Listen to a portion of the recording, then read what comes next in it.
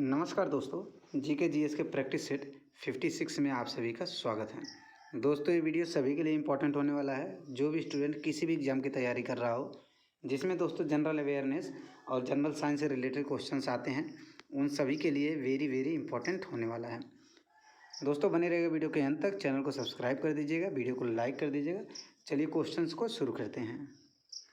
दोस्तों, पहला क्वेश्चन है, सर्वप्रथम जीवित कोशिका की खोज किसने किया था। दोस्तों, पहला क्वेश्चन आसान है लेकिन बहुत ही इंपॉर्टेंट क्वेश्चन है। दोस्तों, सर्वप्रथम जीवित कोशिका की खोज किसने किया था। जितना आसान है जो दोस्तों, उतना ही ये इम्पॉर्टेंट क्वेश्चन बनता है। सर्वप्रथम जीवित कोशिका की खोज किसने किया था, तो इसका आंसर हो जाएगा दोस्तों, जीवित कोशिका की बात करें तो हो जाएगा ल्यूवेनहॉक ने। ऑप्शन नंबर 3 से हो जाएगा दोस्तों, ल्यूवेनहॉक ने। ऑप्शन नंबर 3 से हो जाएगा दोस्तों, जीवित कोशिका की बात करें तो ल्यूवेनहॉक। और दोस्तों, सर्वप्रथम कोशिका की खोज किसने किया था। सबसे प्रथम कोशिका की खोज करने वाले सबसे पहले हो जाएंगे दोस्तों रॉबर्ट हुक। तो इन्होंने किस कोशिका की खोज किया था दोस्तों, तो हो जाएगा मृत कोशिका की। मृत कोशिका की खोज किसने किया था, तो हो जाएगा रॉबर्ट हुक। और सबसे पहले बात करें कि कोशिका की खोज किसने किया था, तो हो जाएंगे रॉबर्ट हुक।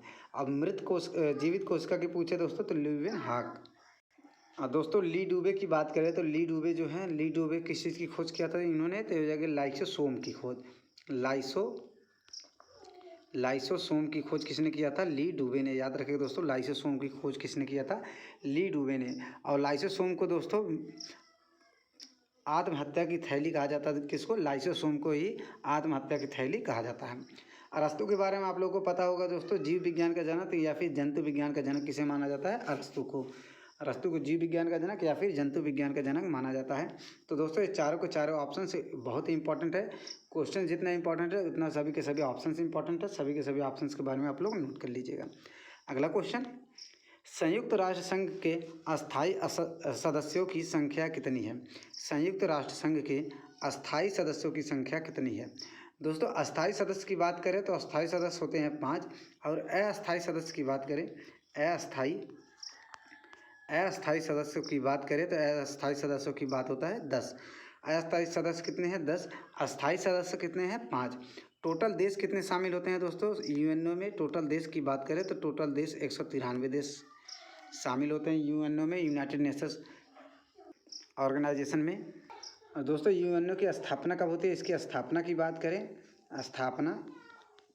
स्थापना कब होती है ये भी याद रखिएगा। इसका डेट बहुत ही इंपॉर्टेंट बनता है।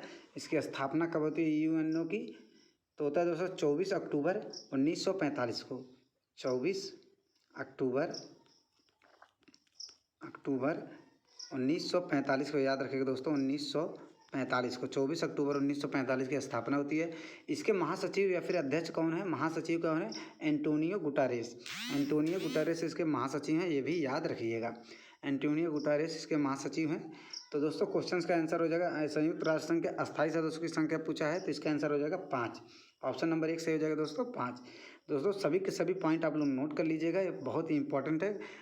परीक्षा में बार बार रिपीटेड क्वेश्चन यहाँ से बनते हैं। अगला क्वेश्चन है, मणिपुर और मेघालय उच्च न्यायालय की स्थापना किस वर्ष हुआ। मणिपुर और मेघालय उच्च न्यायालय का स्थापना किस वर्ष हुआ था, तो इसका आंसर हो जाता है दोस्तों 25 मार्च 2013 को। 25 मार्च 2013 को। ऑप्शन नंबर 2 सही हो जाएगा दोस्तों, 25 मार्च 2013 को मणिपुर और मेघालय उच्च न्यायालय की स्थापना होती है। 26 मार्च 2013 को होता है दोस्तों त्रिपुरा उच्च न्यायालय। याद रखिएगा दोस्तों, त्रिपुरा उच्च न्यायालय की स्थापना होता है, ये भी याद रखिएगा। त्रिपुरा उच्च न्यायालय की स्थापना पूछे तो ये हो जाएगा दोस्तों 26 मार्च 2013। और मणिपुर और मेघालय पूछे तो हो जाएगा दोस्तों 25 मार्च 2013। अगला क्वेश्चन है, निम्न में से बिहार का गांधी के नाम से किसे जाना जाता है। बहुत ही इंपॉर्टेंट क्वेश्चन है दोस्तों, ये रेलवे में कई बार पूछा गया क्वेश्चन है दोस्तों। निम्न में से बिहार के गांधी के नाम से किसे जाना जाता है। तो बात करें दोस्तों लाला लाजपत राय के बारे में, तो इनको क्या बोला जाता है, पंजाब केसरी के नाम से जाना जाता है। पंजाब केसरी, याद रखिएगा दोस्तों, पंजाब केसरी के नाम से जाना जाता है लाला लाजपत राय को। सीमांत गांधी बोला जाता है दोस्तों खान अब्दुल गफ्फार खान को। सीमांत गांधी, याद रखिएगा दोस्तों, सीमांत गांधी बोला जाता है खान अब्दुल गफ्फार खान को। सरदार भगत सिंह को क्या बोला जाता है दोस्तों, शहीद आजम, याद रखिएगा दोस्तों, शहीद आजम, शहीद आजम के नाम से जाना जाता है दोस्तों सरदार भगत सिंह को, याद रखिएगा शहीद आजम। और डॉक्टर राजेंद्र प्रसाद को बोला जाता है दोस्तों बिहार का गांधी, बिहार का गांधी के नाम से किसे जाना जाता है? डॉक्टर राजेंद्र प्रसाद को। ये चारों के चारों ऑप्शन से दोस्तों नोट कर लीजिएगा, बहुत ही इंपॉर्टेंट क्वेश्चन बनते हैं। अगला क्वेश्चन है, असम का शास्त्रीय नृत्य क्या है? असम का शास्त्रीय नृत्य क्या है? दोस्तों टोटल शास्त्रीय नृत्य की संख्या कितनी है? 8 है, याद रखिए दोस्तों, टोटल कितनी है? 8। असम का शास्त्रीय नृत्य क्या है? तो असम की बात करें दोस्तों तो ये हो जाएगा सत्रिया। ऑप्शन नंबर 4 से हो जाएगा दोस्तों, असम का सत्रिया है, असम का शास्त्रीय नृत्य सत्रिया हो जाएगा। दोस्तों कुचिपुड़ी किस राज्य का है? कुचिपुड़ी, तो कुचिपुड़ी की बात करें दोस्तों तो हो जाएगा आंध्र प्रदेश का। कुचिपुड़ी आंध्र प्रदेश का शास्त्रीय नृत्य है, आंध्र प्रदेश, याद रखिएगा दोस्तों, कुचिपुड़ी आंध्र प्रदेश का शास्त्रीय नृत्य है, ये याद रखिएगा। कथकली और मोहिनीअट्टम ये दोनों कहाँ का पड़ता है दोस्तों? केरल का। कथकली और मोहिनीअट्टम केरल का। दोस्तों कथक की बात करें दोस्तों, कथक की तो हो जाएगा, कथक हो जाएगा उत्तर प्रदेश या फिर उत्तर भारत का, उत्तर प्रदेश या फिर उत्तर भारत का। अगर उत्तर भारत दिखे तो मार दीजिएगा, उत्तर प्रदेश मिले वो भी सही रहेगा। अगला क्वेश्चन है, स्वतंत्र रूप से सबसे छोटी पाई जाने वाली जीव की सबसे छोटी इकाई क्या है? स्वतंत्र रूप से पाई जाने वाली जीव की सबसे छोटी इकाई पूछे दोस्तों तो इसका आंसर हो जाएगा कोशिका। ऑप्शन नंबर 3 से हो जाएगा दोस्तों कोशिका। स्वतंत्र रूप से पाई जाने वाली जीव की सबसे छोटी इकाई कोशिका होता है दोस्तों, ये याद रखिएगा। अगला क्वेश्चन है, प्रसिद्ध इटालियन यात्री मार्को पोलो किसके शासनकाल में भारत आया था?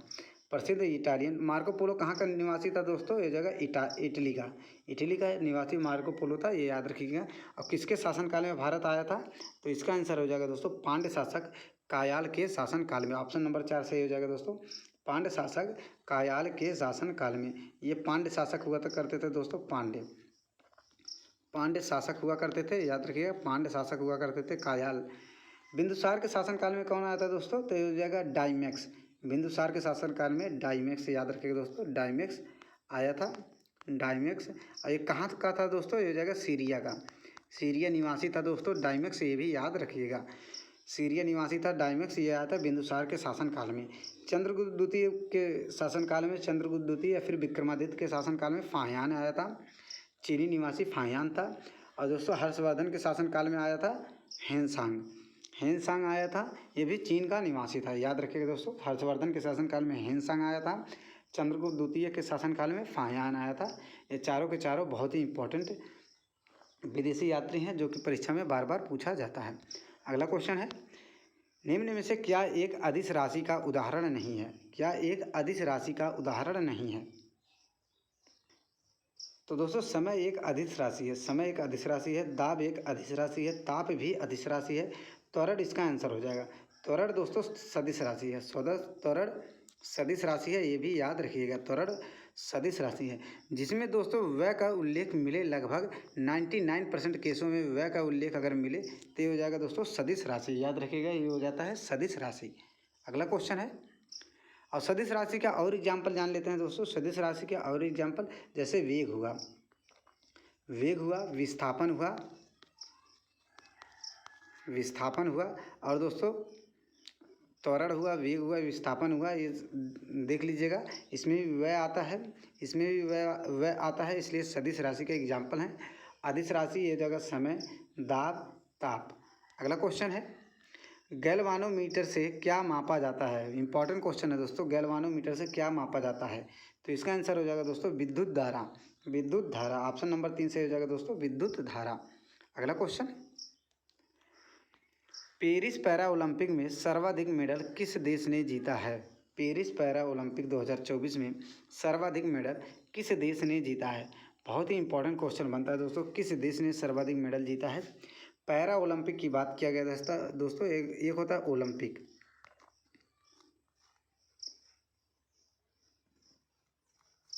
एक होता है ओलंपिक में सबसे ज़्यादा मेडल दोस्तों अमेरिका ने जीता है, याद रखिएगा दोस्तों, अमेरिका ने जीता है। टोटल कितना मेडल जीता है? याद रखिएगा, टोटल जीता है दोस्तों 126 मेडल, 126 मेडल। और इसमें गोल्ड कितना था दोस्तों? गोल्ड था 40, याद रखिएगा, गोल्ड था 40। अब भारत का स्थान इसमें पूछे तो 71 नंबर भारत का स्थान रहा है। ये हो जाएगा ओलंपिक की बात। और दोस्तों पैरा ओलंपिक में सर्वाधिक मेडल किसने जीता है? पैरा ओलंपिक में तो हो जाएगा चीन, सर्वाधिक मेडल चीन ने जीता है। कितना जीता है दोस्तों? 220, टोटल मेडल 220 याद रखिएगा दोस्तों। इसमें गोल्ड कितना है? गोल्ड की संख्या कितनी है दोस्तों? 94। गोल्ड की संख्या कितनी है? 94। इसमें भारत का स्थान दोस्तों, भारत का स्थान कितना रहा है? भारत का स्थान रहा है दोस्तों 18।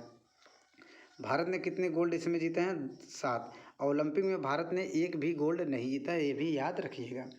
तो पैरा ओलंपिक, ओलंपिक से दोस्तों इतने क्वेश्चन इंपॉर्टेंट बनते हैं, ये आप लोग याद रखिएगा।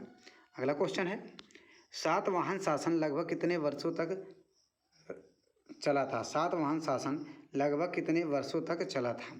तो इसका आंसर हो जाएगा दोस्तों, सातवाहन शासक लगभग 3 वर्ष तक राज्य किए थे, लगभग 300 वर्ष तक राज्य किए थे, लगभग 300 वर्ष सातवाहन शासक का शासन हुआ करता था।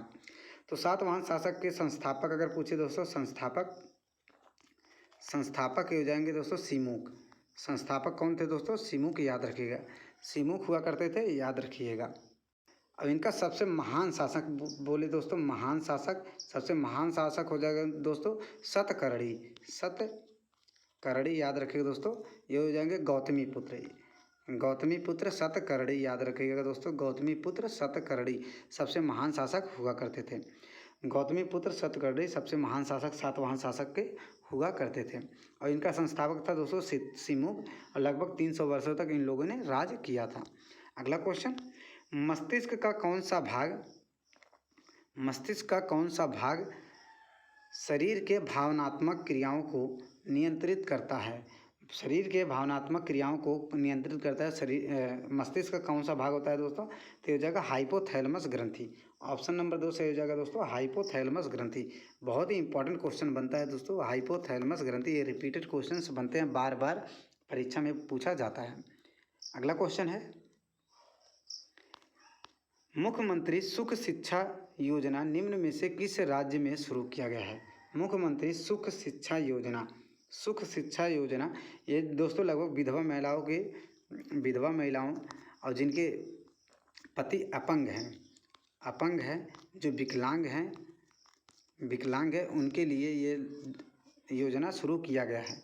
इनको दोस्तों आर्थिक सहायता प्रदान किया जाता है और मुफ्त शिक्षा दिया जाता है और रोजगार देने की गारंटी दिया जाता है। इस योजना के तहत, मुख्यमंत्री सुख शिक्षा योजना के तहत इन लोगों को, जैसे विधवा हुए, निराश्रित महिला हुए, अपंग, विकलांग जो भी हुए, इनको मुफ्त शिक्षा और फ्री रोजगार देने की गारंटी दिया जाता है। तो किस राज्य में इसका उद्घाटन किया गया है दोस्तों? तो हो जाएगा हिमाचल प्रदेश में। ऑप्शन नंबर 2 से हो जाएगा दोस्तों हिमाचल प्रदेश में मुख्यमंत्री सुख शिक्षा योजना का शुरुआत किया गया है। अगला क्वेश्चन, प्रस्तावना में पहली बार संशोधन कब किया गया? प्रस्तावना में पहली बार संशोधन कब किया गया? बहुत ही इंपॉर्टेंट क्वेश्चन है दोस्तों, वेरी इंपॉर्टेंट क्वेश्चन है। प्रस्तावना में पहली बार संशोधन कब किया गया? तो इसका आंसर हो जाएगा दोस्तों 42वां संविधान संशोधन 1976। 42वां संविधान संशोधन कब होता है? 1976 में होता है, ये भी याद रखिएगा। 42वां संविधान संशोधन 1976 में होता है। इसको दोस्तों 42वें संविधान संशोधन को लघु संविधान भी कहा जाता है, लघु संविधान भी कहा जाता है, याद रखिएगा, लघु संविधान भी कहा जाता है। इसके द्वारा दोस्तों प्रस्तावना में 3 शब्द जोड़े गए। कौन कौन सा था दोस्तों? धर्मनिरपेक्ष, याद रखिएगा, धर्मनिरपेक्ष, अखंडता और समाजवादी। अखंडता और समाजवादी, याद रखिएगा दोस्तों, समाजवादी, धर्मनिरपेक्ष, अखंडता और समाजवादी, ये 3 शब्द प्रस्तावना में जोड़े गए थे। 42वें संविधान संशोधन 1976 द्वारा किया जाता है। इसको लघु संविधान भी बोला जाता है 42वें संविधान संशोधन को। अगला क्वेश्चन है दोस्तों, भारत और पाकिस्तान के बीच ताशकंद समझौता कब हुआ? बहुत ही इंपॉर्टेंट क्वेश्चन है दोस्तों, वेरी इंपॉर्टेंट क्वेश्चन है। भारत और पाकिस्तान के बीच ताशकंद समझौता कब हुआ? तो इसका आंसर हो जाएगा दोस्तों ताशकंद समझौता कब होता है? 10 जनवरी 1966 ईस्वी को होता है। 10 जनवरी 1966 ईस्वी को होता है। भारत और पाकिस्तान के बीच होता है ताशकंद समझौता। ये भी क्वेश्चन बनता है कि ताशकंद समझौता किसके बीच हुआ, तो भारत और पाकिस्तान के बीच। और दोस्तों पूछे अगर कब हुआ, तो 10 जनवरी 1966 को होता है। और दोस्तों पहली बार आपातकाल कब घोषित होता है, तो 26 अक्टूबर 1962 को पहली बार आपातकाल घोषित किया जाता है। पहली बार आपातकाल घोषित किया जाता है 26 अक्टूबर 1962 ईस्वी को। 24 जनवरी 1950 को क्या होता है दोस्तों, 24 जनवरी 1950 को राष्ट्रगान अपनाया गया। राष्ट्रगान अपनाया गया, याद रखिएगा दोस्तों, अपनाया गया, राष्ट्रगान अपनाया गया, ये भी याद रखिएगा। 22 मार्च 1957 को दोस्तों राष्ट्रीय पंचांग अपनाया गया है, याद रखिएगा, राष्ट्रीय पंचांग जो कि दोस्तों शक संवत पर आधारित था, उसको अपनाया गया, ये भी याद रखिएगा। 22 मार्च 1957 को राष्ट्रीय पंचांग अपनाया गया जो कि शक संवत पर आधारित होता है। और किसके द्वारा शुरू किया गया था, कनिष्क के द्वारा शक संवत चलाया गया था। 24 जनवरी 1950 को दोस्तों राष्ट्रगान अपनाया गया। 26 अक्टूबर 1962 को पहली बार आपातकाल की घोषणा किया गया। और 10 जनवरी 1966 ईस्वी को दोस्तों ताशकंद समझौता होता है भारत और पाकिस्तान के बीच। सभी के सभी ऑप्शन से बहुत ही इंपॉर्टेंट है दोस्तों, इसको नोट कर लीजिएगा या फिर अच्छे से याद कर लीजिएगा। अगला क्वेश्चन है, खून का थक्का किस रोग में नहीं जमता। खून का थक्का किस रोग में नहीं जमता। आसान क्वेश्चन है दोस्तों और इम्पॉर्टेंट भी बनता है। खून का थक्का दोस्तों हीमोफीलिया रोग में नहीं बनता। हीमोफीलिया रोग में नहीं बनता है। किस विटामिन की कमी से खून का थक्का नहीं बनता है, तो विटामिन के की कमी से खून का थक्का नहीं जमता है। ये भी याद रखिएगा, विटामिन के की कमी से खून का थक्का नहीं जमता है। दोस्तों हाइड्रोफोबिया रोग किसके कारण होता है, तो रेबीज के कारण, रेबीज वायरस के कारण, याद रखिएगा, रेबीज वायरस के कारण। और ये क्यों फैलता है दोस्तों, विषाणुओं से। क्यों फैलता है, विषाणुओं से और कुत्ते के काटने से। याद रखिए दोस्तों, कुत्ते के काटने से कौन सा रोग होता है, तो हाइड्रोफोबिया रोग होता है। और रेबीज के टीके की खोज किसने किया था, तो ये हो जाएगा लुई पास्चर ने। लुई पास्चर ने, ये भी याद रखिएगा दोस्तों। क्षय रोग से शरीर का कौन सा अंग प्रभावित होता है, तो हो जाएगा फेफड़ा। क्षय रोग को दोस्तों टीबी भी कहा जाता है। टीबी कहा जाता है दोस्तों क्षय रोग को। क्षय रोग से शरीर का अंग फेफड़ा प्रभावित होता है, ये भी याद रखिएगा। अगला क्वेश्चन है, पटाखे में हरा रंग किसके कारण होता है। पटाखों में जो हम पटाखा आतिशबाजी करते हैं, या पटाखे की जगह जगह पे कभी कभी देता है दोस्तों आतिशबाजी में हरा रंग किसके कारण होता है, तो इसका आंसर हो जाएगा दोस्तों बेरियम के कारण। ऑप्शन नंबर 2 1 सही हो जाएगा दोस्तों, बेरियम के कारण पटाखे में हरा रंग होता है। अगला क्वेश्चन है, निम्न में से किसे भारत के नए सेना के प्रमुख के रूप में नियुक्त किया गया है। निम्न में से किसे भारत के नए सेना प्रमुख के रूप में नियुक्त किया गया है। बहुत ही इंपॉर्टेंट क्वेश्चन बनता है दोस्तों, भारत के नए सेना प्रमुख को किसे नियुक्त किया गया है, तो इसका आंसर हो जाएगा उपेंद्र द्विवेदी को। उपेंद्र द्विवेदी को ऑप्शन नंबर 2 सही हो जाएगा दोस्तों, उपेंद्र द्विवेदी को ऑप्शन नंबर 2 सही हो जाएगा। इनसे पहले कौन थे दोस्तों, ये किसकी जगह लिए हैं, तो मनोज पांडे